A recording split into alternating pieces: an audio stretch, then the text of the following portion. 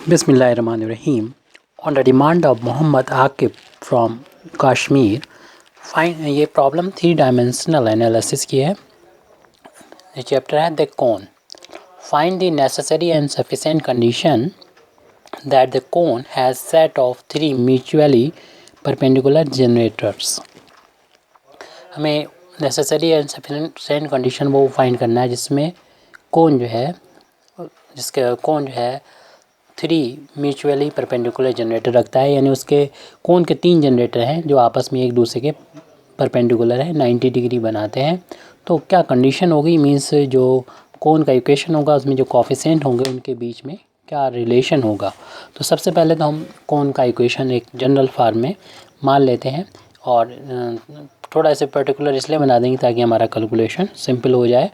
और जनरलिटी में कोई भी इफ़ेक्ट ना पड़े। टू फाइंड तो यहाँ पर हमें जो है इस कंडीशन को तो लिखा ही हुआ है तो इसे लिखने की ज़रूरत ही नहीं है। हमें शुरुआत करना है दी इक्वेशन ऑफ कोन। हम कोन का इक्वेशन यहाँ पर लिख रहे हैं जिसके 3 जनरेटर अगर आपस में परपेंडिकुलर हों तो कंडीशन क्या होगी, उस कंडीशन को बताना है, वो प्रूव भी करना है कि ये सफिशिएंट और नेसेसरी और सफिशिएंट कंडीशन होगी। तो a x square b y square plus c z square, माना कि ये कोन का इक्वेशन है, plus 2f y z plus 2g z x plus 2h x y is equal to 0। देख रहे हैं कि ये कोन ऐसा कोन होगा, इसमें कोई कांस्टेंट टर्म नहीं है, तो इसका मतलब ये ऑरिजिन से पास होने वाला कोन होगा। यानी और ये कोन के बारे में हम पता है कि ये वो कोन है जिसका वर्टेक्स ऑरिजिन होता है। तो इस ऑरिजिन और हमें ये प्रूव करना है कि इस पर तीन इसके जनरेटर होंगे, यानी ये जो इसके सरफेस पर 3 लाइंस होंगी और वो आपस में परपेंडिकुलर होंगी, यानी आपस में एक दूसरे से 90 डिग्री। जैसे कि हमने फिगर बनाया इसमें तो 90 डिग्री होना पॉसिबल नहीं है, ये थोड़ा फैला हुआ होगा, तो उस केस में ये 90 डिग्री बनेगा। तो अभी तो फिर हम सिर्फ हमने यहाँ पर इक्वेशन लिखा है। सबसे पहले तो हम यहाँ पर ये लेंगे कि एक कोई जनरेटर, यहाँ पर एक कोई प्लेन का इक्वेशन लिखेंगे और इसके बाद ये प्लेन जो होगा वो इसके एक जनरेटर पर परपेंडिकुलर होगा, मींस ये जनरेटर इसका जो है इस प्लेन पर नॉर्मल होगा। इस चीज़ को हम यहाँ पर अभी लेके चलेंगे। तो और फिर इस जनरेटर का यानी जनरेटर का इक्वेशन यहाँ पर हमें लिखना होगा। तो मान लिया कि let x upon u is equal to y upon v equal to z upon w। यहाँ पर u v w जो है वो कांस्टेंट है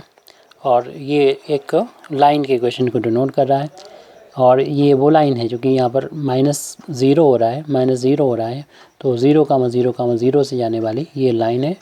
जिसके DRS u v और w हैं। और ये हमने एक जनरेटर इसका मान लिया जिसके DRS u v w है। और इस इक्वेशन ये हमने माना है let this be a generator of the cone जो कि हमने ऊपर लिखा है इसको इस तरीके से भी लिख सकते हैं, जिसको हम दोबारा से इसको शॉर्ट में लिख देंगे ताकि आगे हमारे लिए आसानी हो। यानी ये जनरेटर जो है वो कोन का इक्वेशन जो एक्स वाई जेड का फंक्शन है कि ये इक्विवेलेंट है ए एक्स स्क्वायर, जैसे पहले भी हम कोन के इक्वेशन को लिख चुके हैं, वी वाई स्क्वायर। हमने ऊपर माना है कि x upon u plus y upon v और जेड अपान डब्ल्यू एक जनरेटर है इस कोन का। हालांकि इस कोन के इक्वेशन को हमने पहले भी लिखा था, बस इसमें थोड़ा सा इसकी फॉर्म को चेंज कर दिया है, यानी इसका नोटेशन को चेंज कर दिया है। राइट हैंड साइड में ये 0 है, जिसे हम इक्वेशन नंबर 2 डालेंगे क्योंकि हम डाल चुके होंगे इक्वेशन नंबर 1। इस जनरेटर के इक्वेशन को हमने इक्वेशन नंबर 1 डाल देंगे, इसको जनरेटर के इक्वेशन को इक्वेशन नंबर 1 डाल दिया। अब हम लोग ये भी जानते हैं कि जो जनरेटर होता है अपने कोन के जो इक्वेशन होता है उसको सेटिस्फाई करता है। मीन्स इसके जो DRS होंगे वो इसको सेटिस्फाई करेंगे, और जब सेटिस्फाई करेंगे तो यहाँ पर x की जगह पर जो DRS हैं लाइन 1 के, यानी x के नीचे लिखा है u और y के नीचे लिखा है v और z के नीचे w लिखा है, वो इसे सेटिस्फाई करा देंगे हम। तो पूरे इक्वेशन में हम जहाँ पर u मिलेगा वहाँ पर x मिलेगा, वहाँ पर u रख देंगे, जहाँ पर y मिलेगा वहाँ पर v रख देंगे, जैसे कि यहाँ पर लिखा हुआ भी है प्लस का c और ये w square plus 2f V W plus 2g और यहाँ पर w हो जाएगा u और प्लस 2h। ध्यान है कि ये x y z तो वेरिएबल है, लेकिन ये जो वैल्यू लिखी जा रही है u v w ये कांस्टेंट है, और यहाँ पर ये वैल्यू u इंटू वी और राइट हैंड साइड में 0। इससे हमें एक चीज़ मिली है, जो इक्वेशन नंबर हम नेक्स्ट डाल देते हैं 3, कि ये वैल्यू जो है वो 0 के बराबर मिली है। इसका हमें आगे चल के यूज़ करना है जहाँ पर हमें इसकी ज़रूरत पड़ेगी। तो सबसे पहले तो जब भी हमने एक यहाँ पर कोन, जो इक्वेशन नंबर हमने 2 से डिनोट किया है, ये एक कोन को डिनोट कर रहा है, और इसका कोई एक हमने जनरेटर लिया है, इसे इक्वेशन नंबर 1 से डिनोट किया है, और इस ये जनरेटर जो है ऑरिजिन से जाने वाला एक प्लेन अभी हम लेंगे जो कि ऑरिजिन से पास होगा, यानी वर्टेक्स ऑफ कोन से, और साथ ही साथ जो है इस जनरेटर ये जनरेटर इस प्लेन का नॉर्मल होगा, यानी इस पर परपेंडिकुलर होगा। तो ऐसे प्लेन का इक्वेशन हम लिख सकते हैं। तो उसी प्लेन का हम इक्वेशन लिख रहे हैं, क्यों ज़रूरत पड़ रही है वो आगे चल के पता चल जाएगा। ये प्लेन क्या करेगा, the equation of the plane, ये वो प्लेन है जो पास होता है प्लेन थ्रू द ऑरिजिन से होकर जाता है, and origin and perpendicular to the line, जो इक्वेशन नंबर 1 से डिनोट है, यानी जो हमने जनरेटर ली है कोन की उस पर परपेंडिकुलर है। हम लोग जानते हैं ऐसे प्लेन का इक्वेशन में जो क्योंकि ऑरिजिन से जाता है तो राइट हैंड साइड में जो कांस्टेंट होगा वो 0 होगा, और नॉर्मल फॉर्म में जब प्लेन का इक्वेशन लिखते हैं तो x का जो कोफिशिएंट होगा, जो इसके नॉर्मल का कोफिशिएंट होता है वो होता है नॉर्मल के DRS होते हैं, सॉरी नॉर्मल, चूँकि ये लाइन है इक्वेशन नंबर 1 से डिनोट है, जिसका equation x upon u is equal to y upon v is equal to डब्ल्यू अपन z अपन w था, तो इसमें x में u से इंटू हो जाएगा, ऐसे ही y में v से मल्टीप्लाई हो जाएगा, और z में w से इंटू हो जाएगा, क्योंकि हम लोग जानते हैं ये u v w जो है x y z के जो कोफिशिएंट होते हैं नॉर्मल के DRS होते हैं, और नॉर्मल पहले ही हम इस जनरेटर को मान चुके हैं। तो एक हमारा ये प्लेन जो है वो से इक्वेशन नंबर 4 को यहाँ पर डिनोट करेगा। अब हम ये लेके चलते हैं कि इफ़ दिस प्लेन कट्स दी कोन 2, यानी कोन इक्वेशन नंबर 2 से डिनोट है, अगर ये प्लेन कोन के इक्वेशन को कट करता है इन 2 परपेंडिकुलर जनरेटर्स, तो हम थ्योरम पढ़ के आ रहे हैं, इससे थ्योरस थ्योरम का यहाँ पर यूज़ कर सकते हैं कि अगर ये प्लेन कट करता है जनरेटर को इस प्लेन को, इस जनरेटर पर जो परपेंडिकुलर प्लेन है ये प्लेन इस कोन को कट करता है 2 परपेंडिकुलर जनरेटर में, तो जो कंडीशन होती है वो हमें याद होनी चाहिए। वो कंडीशन ये होती है, याद कर लें, यहाँ पर देखिए a प्लस बी प्लस सी ये लिया गया है, ये कोफिशिएंट है कोन से, और u square plus b square plus w square ये इस प्लेन के जो नॉर्मल के DRS हैं वो हैं उनका स्क्वायर का सम, और माइनस f u v और w ये भी इस जनरेटर के समझ लीजिए, या कहना चाहिए इसके जो नॉर्मल है उस वो कोन के इक्वेशन को सेटिस्फाई कर रहे हैं, उससे वैल्यू जो मिलती है उसके बराबर है, बराबर 0, यानी ये कंडीशन सेटिस्फाई हो जाती है, ये एफ़ जो है वो आपको मालूम है फंक्शन हमने डिनोट किया था कोन के इक्वेशन का एक्स वाई जेड की फॉर्म में। उसमें अगर यू वी डब्ल्यू रख दिया है मीन्स जो प्लेन जो इस कोन को कट करा उसमें उसके कोफिशिएंट अगर यहाँ पर रख दिए जाए तो ये वैल्यू जो होगी यानी ये जो एक्सप्रेशन है वो ज़ीरो के बराबर आता है। तो इसका मतलब ये होगा ये प्लेन जो होगा जैसे हमने बनाया हुआ है वो अगर हम ठीक से इसे दिखा सकें तो उसकी कोशिश हम यहाँ पर रफली आपको करने की कोशिश कर रहे हैं कि किस तरीके से ये सिचुएशन होगी। पहले तो हम यहाँ पर सिंपली कोन ले लेंगे। ये हमारा कोन, लेकिन ये वाला कोन जो है इस तरीके का नहीं है कि इसमें हम तीन म्यूचुअली परपेंडिकुलर, क्यों सारे कोन पर ऐसा नहीं होता है कि म्यूचुअली परपेंडिकुलर जो है जनरेटर पॉसिबल है। क्योंकि जनरेटर जो होता है कि यहाँ पर इसके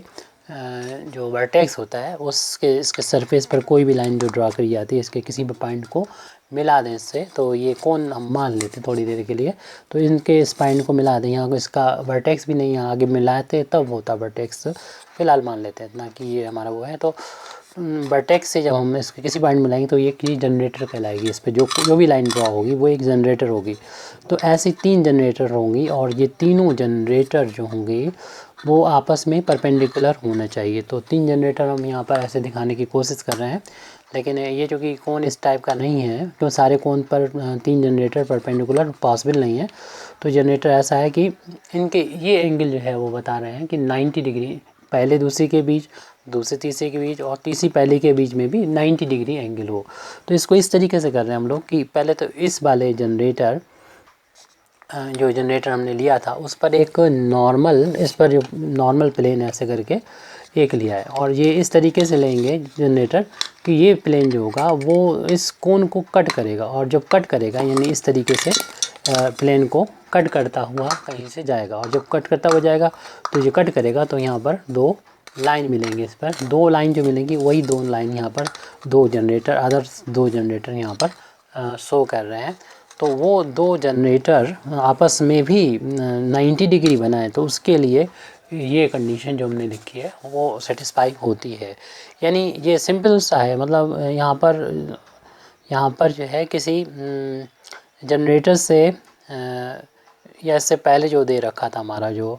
हमने एक जनरेटर लिया वो नहीं, बल्कि कोई भी प्लेन अगर इस टाइप का है और वो इस कोन को कट करेगा तो ये कंडीशन सेटिस्फाई होती है, ये हमको याद रखना है। उससे हमें दो जनरेटर मिलते हैं, मतलब दो जनरेटर मिलते हैं और वो दोनों जनरेटर अगर 90 डिग्री पर परपेंडिकुलरली कट करते हैं, जो जब भी हम देखते हैं कि कोन को प्लेन कट करे और उससे दो जनरेटर मिले और वो जनरेटर 90 डिग्री बनाए परपेंडिकुलर हो एक दूसरे से, तो ये कंडीशन सेटिस्फाई होती है। तो हम लेके कैसे चले थे, हम बता दिया है पहले कि एक जनरेटर हमने पहले यहाँ पर लिया इसको और इस जनरेटर पर परपेंडिकुलर एक हमने कोन लिया। अब ये कोन चूँकि इसके वर्टेक्स ओरिजिन से होकर जाता है तो ये जो कि इस पर परपेंडिकुलर है तो इस तरीके से ड्रा होगा कि इसको ऐसे काटता हुआ जो है वो निकलेगा और दो लाइनें मिलेंगी। इस तरीके से तीन जो कि सरफेस पर होंगी लाइनें तो वो जनरेटर कहलाएंगी, तो तीन जनरेटर हो जाएंगे और इनके बीच में भी 90 डिग्री हो तो उसकी कंडीशन हमने यहाँ पर लगा दी है कि वो कंडीशन हमारे पिछले जो कहना चाहिए कि थ्योरम होगी उसके बेस पर हम लिखा कि ये भी 90 डिग्री हो। ये तो है ही, क्योंकि ये दोनों लाइनें जो कि प्लेन कट कर रहा है इस कोन को, तो ये दोनों ही लाइनें जो होंगी वो इस वाले प्लेन पे भी होंगी और प्लेन पर जितनी भी लाइनें होंगी वो पहले से प्लेन पर जो नॉर्मल है उस पर परपेंडिकुलर होंगी। तो इनके बीच में तो एंगल 90 डिग्री पता ही है। अब इनके बीच में भी जो प्लेन ने कट किया इस कोन को और वहाँ से दो लाइनें मिली हैं तो इनके बीच में भी एंगल 90 डिग्री हो जाए तब उसकी कंडीशन ये होती है, वो हमने लगा दी। इस तरीके से तीन जो है वो जनरेटर यहाँ पर हमें मिल चुके हैं कोन के। इस चीज़ को थोड़ा सा हम और बता दें क्योंकि ये कोन इस टाइप का नहीं था तो हम दूसरा जो किसी और पर्पज़ के लिए हमने एक चीज़ इस्तेमाल की है ये, तो इसके कोन मान लेते थोड़ी देर के लिए, क्योंकि इसका हमने देखा कि ये 90 डिग्री हम किसी हद तक बना सकेंगे परपेंडिकुलरली। तीन हम यहाँ पर इस तरीके से जनरेटर ले रहे हैं। एक जनरेटर ये ले लिया और इसके 90 डिग्री पर एक दूसरा जनरेटर यहाँ पर हमने यहाँ पकड़ना थोड़ा सा मुश्किल पड़ रहा है, तो एक जनरेटर जो है वो और ले लिया जो कि यहाँ पर इनके बीच में 90 डिग्री हम दिखा सकते हैं और तीसरा भी जनरेटर जो है वो इन पर देख रहे हैं कि लगभग जो है हम प्रैक्टिकली जो है दिखा सकते हैं कि इनके बीच में जो है वो 90 तीनों के बीच में 90 डिग्री एंगल होगा। हालांकि दिक्कत हो रही है इसको शो करने में, लेकिन आप समझ गए होंगे कि इनके बीच में 90, इनके बीच में 90 और ये पहले तीसरे के बीच में भी एंगल 90 डिग्री होगा। तो ऐसे में और हमने कैसे किया, जो हम पहले ही बता चुके हैं कि पहले हमने इस लाइन को जनरेटर लिया है कोई, वो ले सकते हैं, और इसके वर्टेक्स यानी ऑरिजिन 0,0 पर एक प्लेन ने इसको कट किया, और जब ये कट करेंगे तो दो लाइनें ऐसी और ऐसी मिलेंगी। यहाँ पर कट करते हुए निकलेगा, ये एक लाइन पहले से इस पर मौजूद थी और दो प्लेन ने कट किया तो दो लाइनें मिली, तीन लाइनें मिली, तो तीन जनरेटर यहाँ पर इस तरीके से हो गए। अब इस को हम थोड़ा सा बंद कर रहे हैं यहाँ, क्योंकि पूरा कम्प्लीटली दिखाना थोड़ा मुश्किल पड़ रहा है हमको किसी तरीके से शो करना। अब हम अपना मैथमेटिकली पोर्शन जो है उसको आगे बढ़ाते हैं। तो ये कंडीशन यह सेटिस्फाई करेगी। लेकिन अभी हम ये भी पता है कि इक्वेशन नंबर शायद हमने कहीं डाला हो कि हाँ ये डाला है, इक्वेशन नंबर 3 है, बताया था f u plus v plus डब्ल्यू, ये वैल्यू जो है इक्वल है किसके, 0 के इक्वल है। ये इसके इक्वल है और ये 0 के इक्वल है, यानी ये 0 के इक्वल है। तो इस वैल्यू को हम जब 0 के बराबर पुट करेंगे तो हमारा a plus b plus c और u square plus v square plus डब्ल्यू स्क्वायर माइनस 0 बराबर 0। हमने यूज़ किया है यूजिंग इक्वेशन नंबर 3 का यूज़ किया, से 0 हो गया। लेकिन देखिए इन दोनों का प्रोडक्ट 0 तभी होगा जब ये 0 हो या ये 0।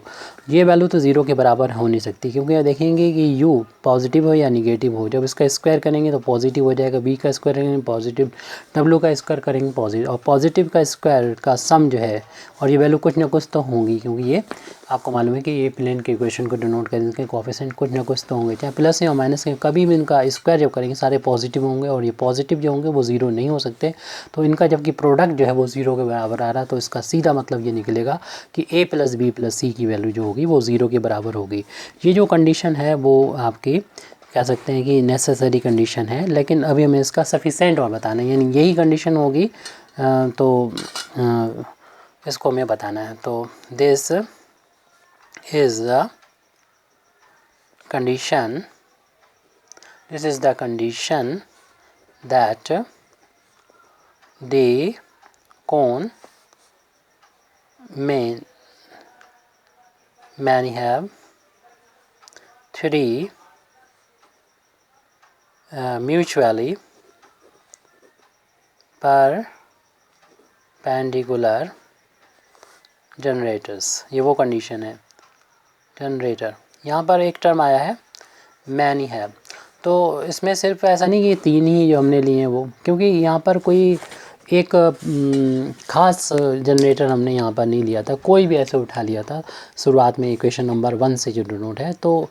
ये जनरेटर ये भी हो सकता है, ये भी हो सकता है, कहीं पर भी ऐसे हो सकता है जनरेटर, इस तरीके से इनफाइनाइट होंगे। तो इस तरीके से मैनी, लेकिन जो भी होंगे इनका 3 एक साइड होगा, जैसे लैंग्वेज शुरुआत में दे रखी थी, अगर एक ये होगी तो ऐसे इस पर 90 डिग्री और फिर इस पर और इन दोनों पर 90 डिग्री एक और होगा। लेकिन वो ऐसे जनरेटर, ऐसे कोन स्पेशल ही होते हैं जिनके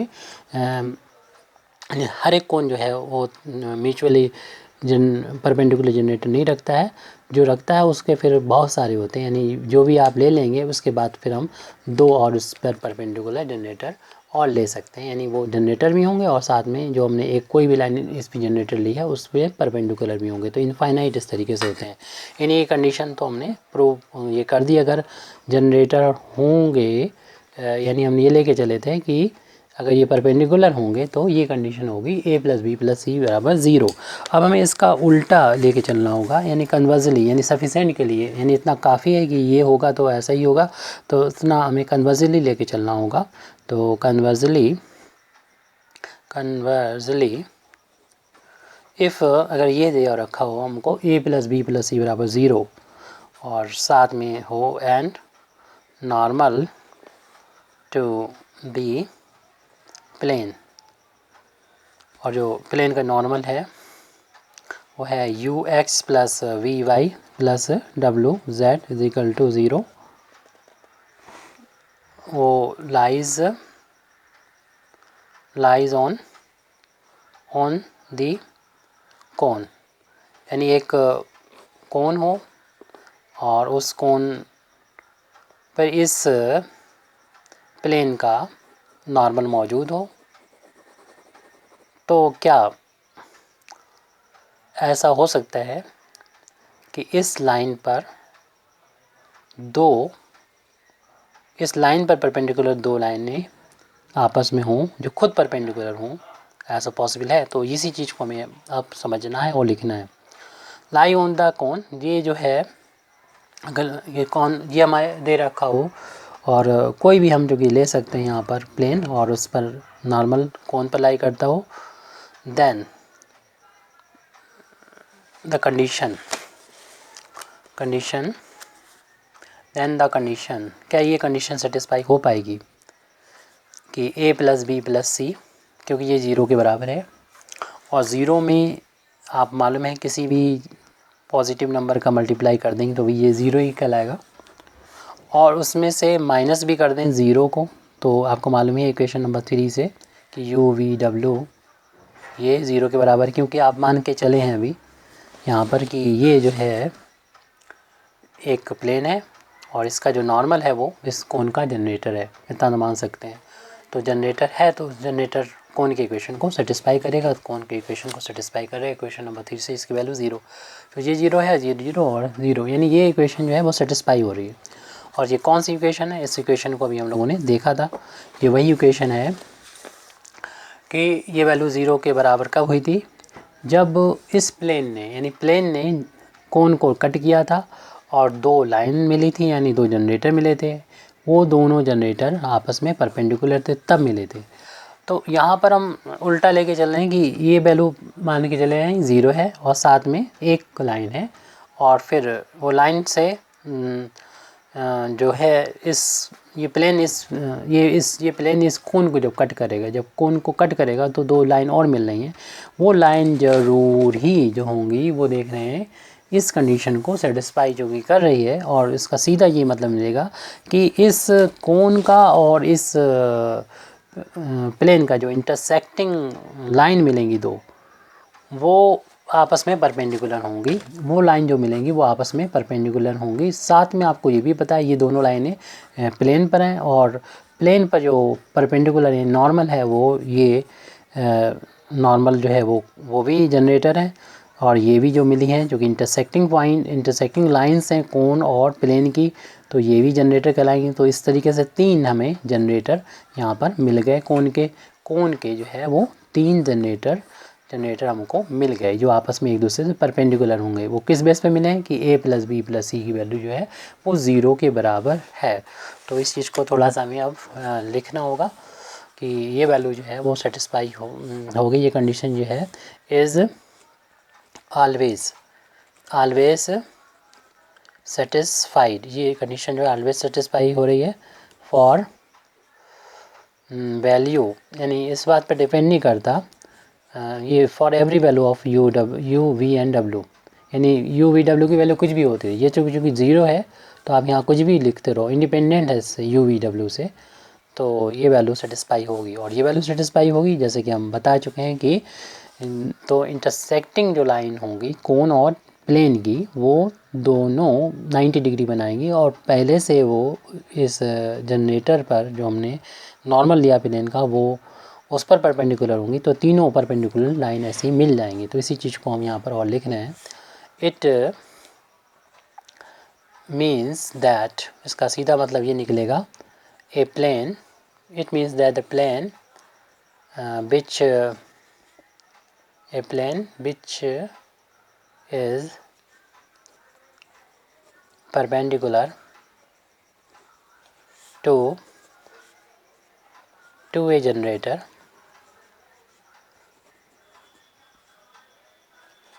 cuts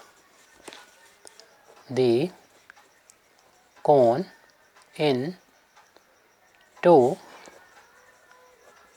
perpendicular जनरेटर्स। जो हमने अभी बोला था बस उसी को लिखा है, और हैंस हम कह सकते हैं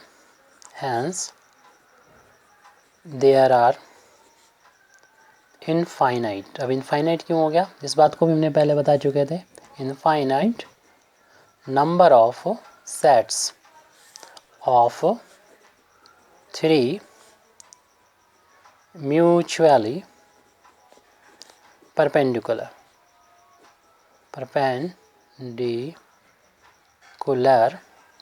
generators। तो यहाँ पर हमने ये बोला कि 3, it means that plane which perpendicular to generator, it means that plane which is perpendicular to a generator cuts the cone in two। तो जो जनरेटर पर प्लेन परपेंडिकुलर होगा, तो ये प्लेन जनरेटर पर परपेंडिकुलर होगा और साथ में इसको कट करेगा। जब कट करेगा दो जनरेटर मिलेंगे और वो जनरेटर भी क्योंकि जिस कंडीशन को